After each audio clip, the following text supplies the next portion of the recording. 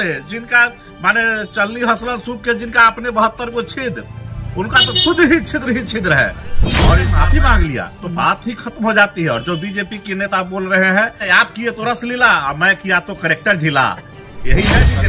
कोई व्यक्ति यदि अपने नाम के साथ टाइटल कुछ भी लगा ले तो वो प्रतिबंधित शब्द नहीं है, लेकिन एक दूसरा यदि बोलता है तो प्रतिबंधित है और ये बात खत्म हो जाना चाहिए क्योंकि वो उसी समय माफी मांग ली। सब मुन्ना शुक्ला जो एक स्टेटमेंट दी है राबड़ी आवाज से निकलने के बाद, उसमें बोलने के क्रम में कुछ बोल गए, जाति का नाम लेते हुए कुछ बोल गए, जिसको लेकर राजनीतिक गलियारे में खासकर काफ़ी बवाल मच गया, विपक्ष इसको मुद्दा बनाने में भूना लग गया।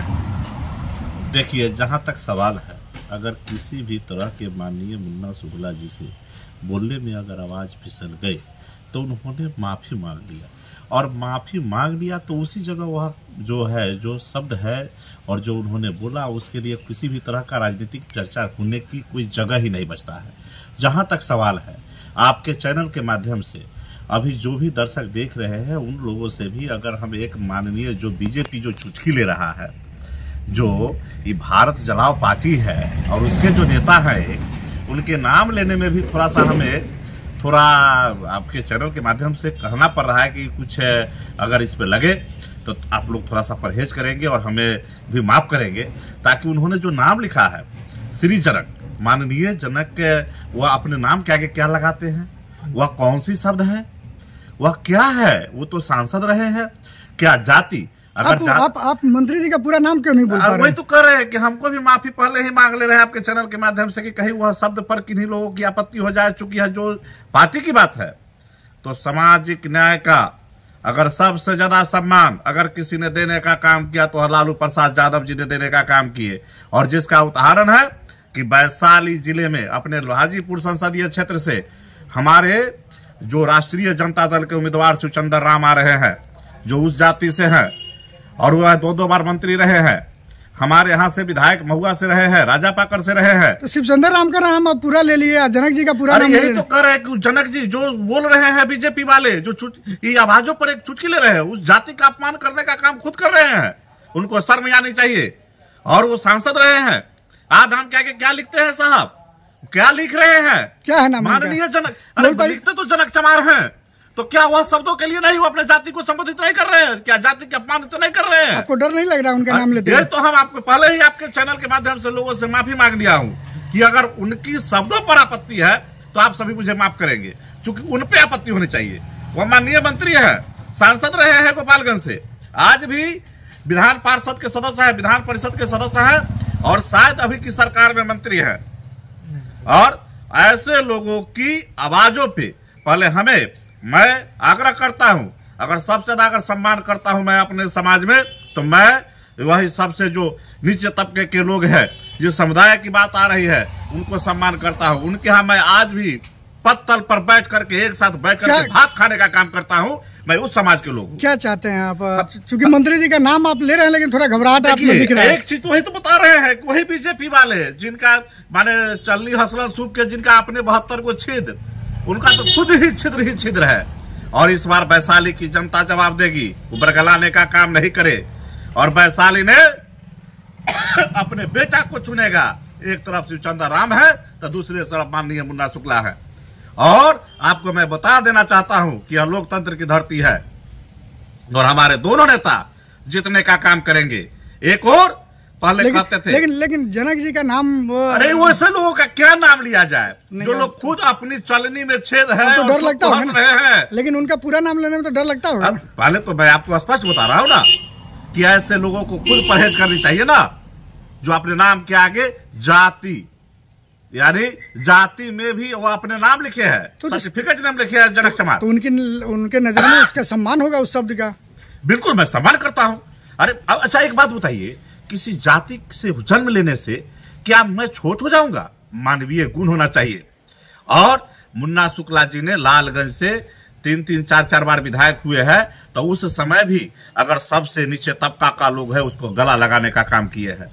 उसको जो सबसे नीचे तबके के जो लोग थे उन्होंने गला लगाने का काम किया था, जिसका परिणाम था कि उन्होंने लालगंज से 2000 से लेकर 2015 तक प्रतिनिधित्व किया था। तो बीजेपी के नेता अपने नाम के साथ अगर उस शब्द का प्रयोग करते हैं तो दिक्कत नहीं, लेकिन दूसरा बोल दिया तो यही तो है आपको कहे ना कि यही तो है। जबकि उन्होंने कह दिया कि हमसे गलती हो गई। अरे इन्होंने माफी मांग लिया तो बात ही खत्म हो जाती है। और जो बीजेपी के नेता बोल रहे हैं, अगर मैंने आप किए तो रस लीला, मैं किया तो करेक्टर झिला, यही है बीजेपी वाले। राजनीतिक गलियारे में खबर बहुत चर्चा का विषय था। एक नेता जो कि जिनसे सवाल किया गया, मीडिया जब सवाल की कि आपको फलाने जाति का वोट मिलेगा नहीं मिलेगा, आप उस जाति से हैं, तो वो अपनी जाति का नाम लेते लेते किसी दूसरी जाति का नाम लिए, जिससे ये लगा कि उस जाति के लोग आहत हो जाएंगे। एक दलित वर्ग का नाम सामने आ गया उनसे, है ना, जिस पर काफ़ी माहौल गर्म हो गया, है ना। वो नेता थे मुन्ना शुक्ला, ठीक है। तो उनके इस बयान को कई तरीक़ों से लोगों ने लिया, मीडिया में भी चर्चा का विषय रहा, विपक्ष भी पार्टी पॉलिटिक्स उस पर कमेंट करना शुरू कर दी।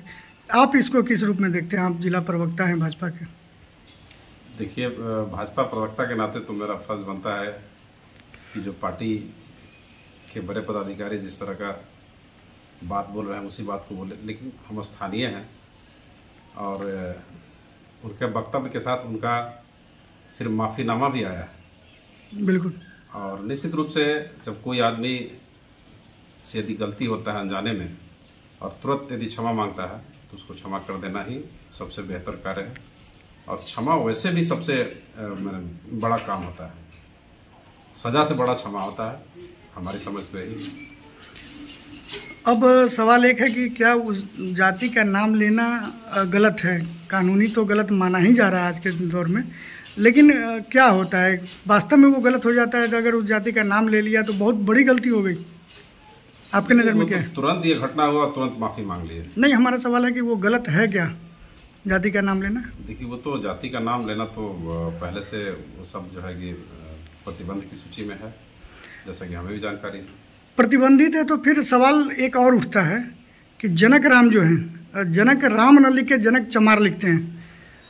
ये प्रतिबंधित शब्द को अपने नाम के साथ जोड़ते हैं। अगर उनका नाम 5 बार लिया जाए तो 5 बार उस शब्द को हमको साथ में दोहराना पड़ेगा। ये हमारी जानकारी खुद हम भी सवाल करते हुए हम दर्शक से माफ़ी मांगते हैं, लेकिन उनके नाम के साथ जुड़ा है। ऐसे में जब उनका नाम आप लीजिएगा तो फिर उस शब्द को दोहराना पड़ेगा। क्या गलत है क्या सही? हमारी जानकारी में है, जब किसी व्यक्ति से उसकी जात के बारे में पूछिएगा तो वो तो बताएगा कि हम फलाना जात है। तो हमको लगता है कि कोई आदमी अपने से अपनी जाति के बारे में बोले तो उसके लिए कोई वो प्रतिबंध की सूची में नहीं है।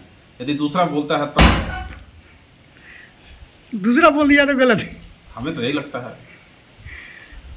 शब्द अगर गलत है तो सबके लिए गलत होना चाहिए। कानून तो सबके लिए बराबर है, चाहे उस जाति के लोग हों चाहे अन्य जाति के लोग हों, है ना। लेकिन एक समस्या जैसे आप बताएं कि कोई व्यक्ति उस शब्द को अपना टाइटल ही रख लेता है, फिर क्या होगा? तब तो टाइटल भी नहीं रखना चाहिए आदमी को। वही तो सवाल है कि आखिर उनका नाम, हम पूरा नाम अगर जब भी लेंगे तो हमारे मुंह से गलती से वो शब्द निकलेगा, भले उनके नाम के लिए ही निकले, लेकिन निकलेगा। तो ऐसी परिस्थिति में क्या हम करें? उनका नाम लेना छोड़ दें जो एक मंत्री तक रह चुका है। नहीं, वो तो है, ये तो यथार्थ है। सब लोग भी, बहुत सारे जाति में लोग हैं जिनको वो अपना नाम उस जाति के साथ जोड़ना पसंद करते हैं, लेकिन कोई दूसरा व्यक्ति बोलता है तो लगता है कि हमको कोई गाली दे रहा है। कई लोग जैसे अपने नाम के साथ कश्यप जोड़ लेते हैं, भारद्वाज जोड़ लेते हैं, कोई चमार जोड़ लेता है, कोई पासवान जोड़ लेता है। तो नाम के साथ तो लोग जोड़ता ही है, सब लोग जोड़ते हैं, है ना। और जब पूरा नाम हम उनका अदब के साथ भी लेंगे फिर भी कहीं ना कहीं हाथ हो जाएगा कोई। देखिए, कंट्राडिक्टरी विषय है ये। हाँ?